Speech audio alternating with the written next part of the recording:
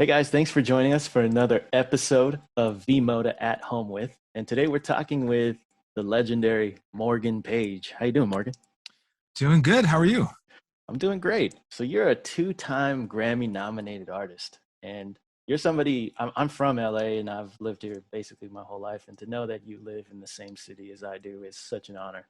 Oh, nice. That's awesome, man. Yeah, this is my new home now. I mean, I've been here for I think 18 years now. So I've been here as long as I was in Vermont when I grew up in Vermont and then went to college. So Amazing. this is officially my home. So Wow, yeah, that's really cool.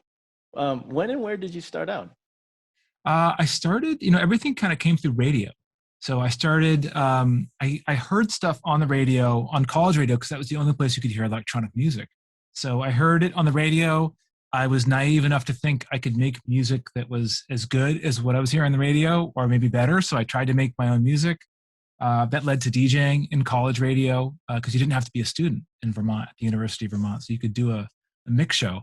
And then that led to internships at record labels, and then that led to record deals. So that's the process. Just started with one audition for a radio show. Wow. So it was more of a gradual process of growth for you rather than a single turning point. Yeah, I mean, I think everybody thinks there's this eureka myth of like you have this overnight, this switch just flips, but it's really a lot of concentrated effort and passion over time. But it doesn't come from nowhere, right? It has to be maybe part of your personality drives that process. Sure. And when was that sort of point that you were like, okay, this could be more than just a side hobby or a passion of mine? When did you know that this could be your career? Well, I never thought it was a viable career. I think when I was a kid, I saw these DJ mix compilations come out and saw that DJs were being flown around the world. And that just seemed like this insane thing. I didn't think it would be possible. And I think you have to be a little naive to even have the confidence to try and get in it. So the point where I realized it was a thing and it was a full-time job, I don't know. I think when I recognized the feeling of what it felt like to stay up all night working on a remix or an original, something clicked. And it was just the goosebumps and the excitement. And you just kind of felt that in your blood. I didn't know if it would be viable, but I thought this is something I have to go after. When was sort of that first early experience? Was there a show that you've played? Or what was that first moment where you were like, this is what I want to do? It was in my parents' basement in a studio that I had in high school.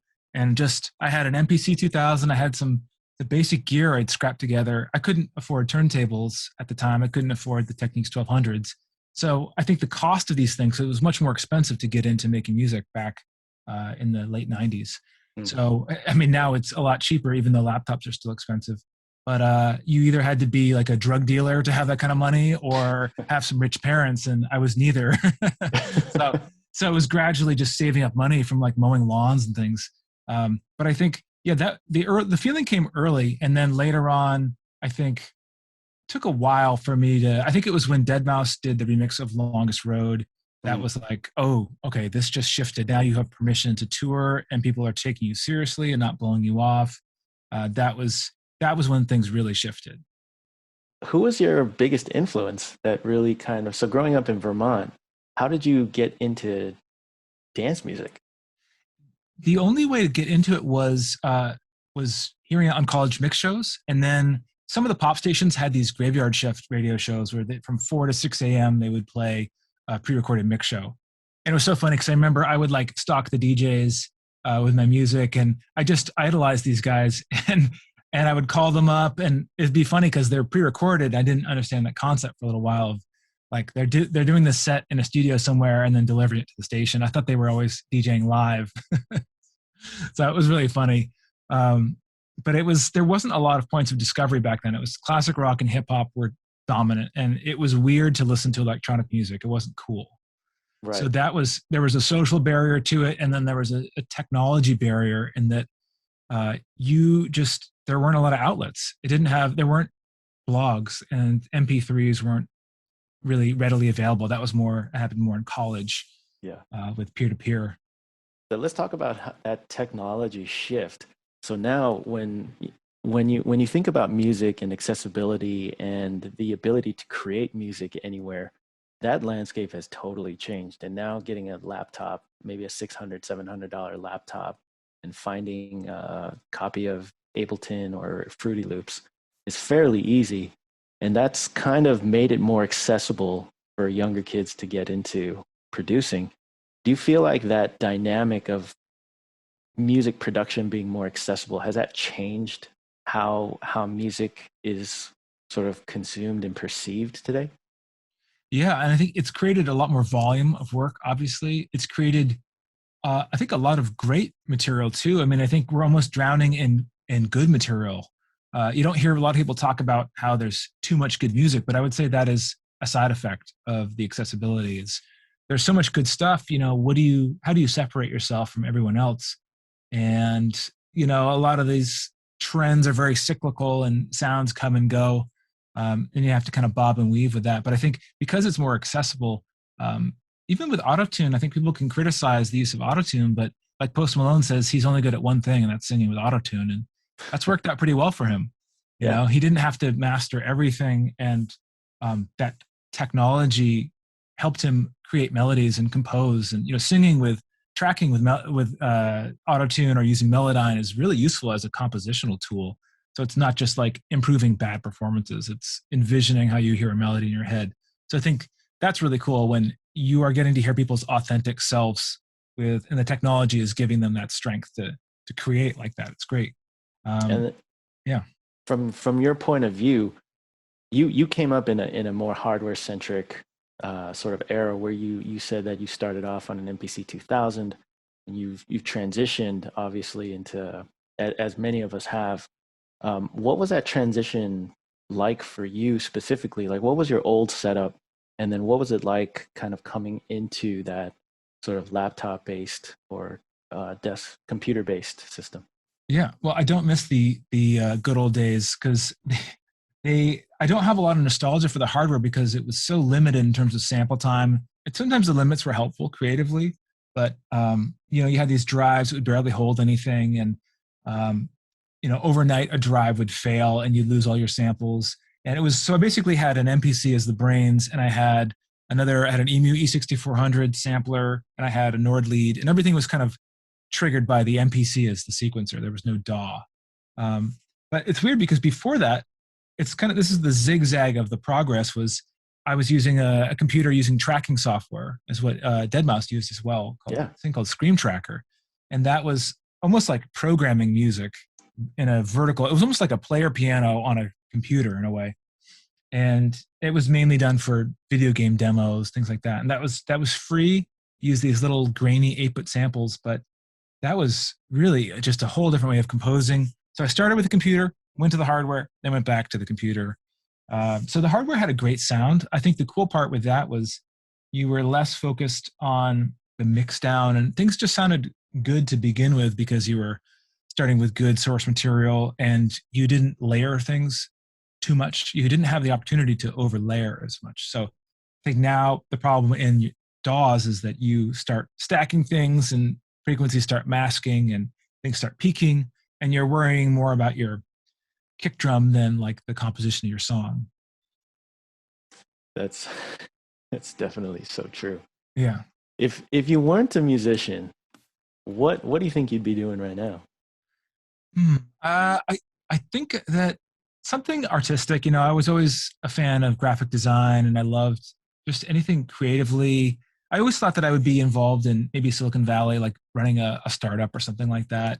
I think something about me gravitated towards that world, and which has been fun because I've done some projects for Tesla and SpaceX and gotten to know the Musks, and to see that world to kind of merge in the DJ world with the tech world is really interesting. And even now, a big part of what I'm doing is learning other disciplines like video and creating graphics, and how do you merge all these disciplines together. So talking of merging of disciplines, you started out producing. You didn't start out as a DJ. So how did you transition from being a producer into starting to DJ? Well, I think I had this crazy moment. I remember doing my first live show. I did it with an MPC and an E6400. I would bring the hardware to the club, which is insane. It's really heavy, and it was so nerve-wracking, and you're sweating, and it sounds amazing, but it's like you're playing unmastered music. but you just hearing your own kick drum on a live sound system right from the sampler is insane. You don't even recognize your own music. So I remember taking that to gigs, but I remember being a radio DJ and being like, okay, this is cool, but I can't see my audience. You get random phone calls. You're kind of like trying to gauge how you're doing. Mm-hmm. And I remember I was DJing at WERS in Boston, and you could see people on the street and they would react. You had windows, you could see out and actually see an audience sometimes. But I was always jealous of the DJs that had these coveted slots in Boston. I never really got into those clicks, and it was so cool. These guys just had these really cushy residencies at the clubs, and a lot of them don't DJ anymore or make music. But it was a stage where I was hungry for that excitement and that reaction, but also really nervous about it and thinking like, do I really want to stand in front of hundreds of people or thousands of people and play music? So I took doing the live PA. So I did a tour with that. But people don't want to come see you DJ unless there is some demand and some hype for your original. So I had to produce music long enough to create something compelling that would fuel demand for a live show. And then, but they kind of work together. It's like the live shows when I started to tour after the Deadmau5 remix sort of gave me permission to get out there. That created this demand, and it took longer than I expected. I thought it would be like this Avicii thing where you just sort of turn it around and you're 21 and you tour the world, and usually it doesn't work like that. And even Avicii and Martin Garrix, they've been doing it hardcore for 10 years, producing music. But I think it was a little more of a pure form where starting with producing was a little more pure in the intention of it. Like, I'm doing this because I love it. I'm not doing this to make money or to be famous. That was never a goal. That was a nice micro fame, and all that was a nice byproduct. It was a side effect. What was that memorable moment? So you got out of radio DJing and you made it onto that stage in front of people. What was your most memorable experience of that? One of the craziest experiences beyond the first time and hearing your music really loud was playing Red Rocks, playing to 10,000 people for the first time. That was insane. And you're just sort of floating after that. So that's an incredible venue, and to have be playing a full house. I was playing a Global Dance Fest, and it's a really surreal venue because a lot of the clubs start to look the same after a while. But when you can get shows at these more unique venues like the Gorge or Red Rocks, or you're playing at Burning Man, or you're playing Coachella, they're much more unique, and you don't forget those shows. That sounds amazing. Well, if you had a suggestion to give to a younger artist, and you've been around now for some time, what's some advice that you would give to somebody who is looking to start out, who kind of aspires to do what you do? Is there some wisdom that you would impart to that person? Yeah, I think the most important thing is creating a volume of work. And I kind of wish someone had told me this earlier, and that you should be doing a song a day, do more if you can. And they don't have to be great, but it's about building this volume of work so you're not as precious with it, and you'll get bored with doing the same sound. So it'll force you to be more innovative, to use different sounds. There's no way around it. Like, if you want to have a big record, you've got to create lots of music. Nobody writes 3 songs and then has one hit. It just, maybe there's exceptions, but nobody makes a hit by themselves either. So there's a really good Rick Rubin quote that you don't get extra credit for doing everything yourself. So you gotta, I think that is absolutely the most crucial thing. You've got to be working on it daily. If you've got a day job, whatever, carve out 2 hours. 2 hours is enough time to get a beat, a chord progression, a lead, maybe mumble a vocal in there. And then you can flesh it out the next day and maybe extend it, but get the basic idea down. But if you don't do that volume, then you're going to be really attached to these songs, and you won't be able to grow, and you're not getting enough hours in. So it's a matter of, you build that volume, and then you're going to create better work. That's really, really wise. So we've been stuck at home for the past year and some change now. It's been pretty challenging for everybody. How has it been for you? How has the time off from touring sort of been for you? I think the first part was really tough. It was this almost whiplash reaction of, what the hell do I do? And well, I think the first reaction was thinking, oh, we get back to normal in like 3 months. And people, if we thought it was just, oh, that's a problem happening overseas. I think that was my feeling. And then And then you have to adjust your whole reality. Every couple months, it was like, oh no, it's getting worse. This is long term. Even now with vaccines appearing to be working, and I think it's still like it could be a longer fight with the mutations of this. But early on, I was kind of in denial about it, and then I thought, well, I've got to really take advantage of this time. I want to hit the ground running when this is done. I want to be stronger when I'm back, and I don't want to sit back and just feel sorry for myself, because it's affecting everybody. It's not unique, and no matter if you're a huge superstar that's filling stadiums, they're in the same boat as the artist who's just starting out. So equal, and it could be even worse if you're at that level. You've got a much higher set of bills to pay and a team and a staff. So I had to pull back my team a little bit. I had to let some people go, and that was disappointing and frustrating for people. But I think it's helped me refocus like what my brand is and focus on video. It's been a lot about self-sufficiency, learning video, learning how to troubleshoot everything, doing a live stream. I've been it every week for the past year. So I do a 1 hour stream, and I had to learn OBS and NDI and learn how to make everything communicate, learn videography.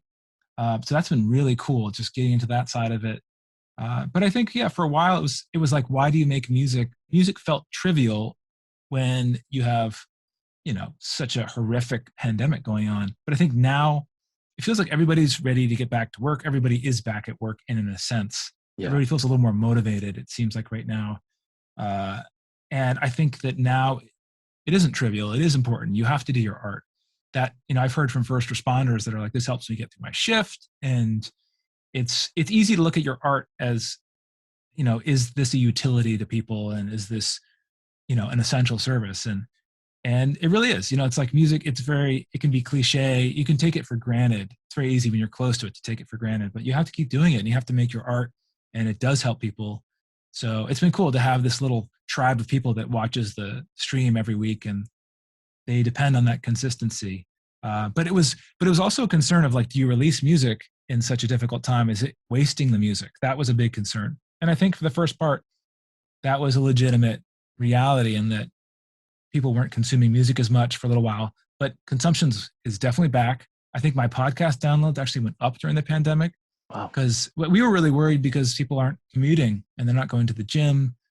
But now it seems like the numbers have gotten better, and it's like I'm planning out the next 6 months of releases, so it's time to get the music out. Absolutely. You talk about live streaming and you talk about OBS, and that's a lot of things that a lot of DJs had to transition into and become their own video producers.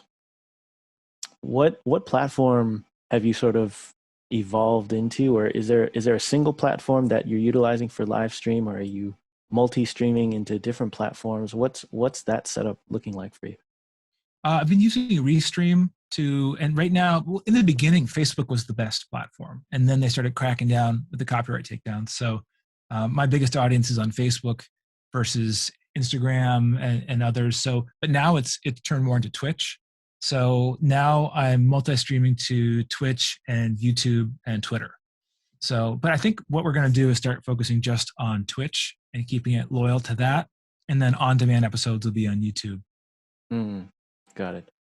And what's the gear that you're really using right now in terms of DJing?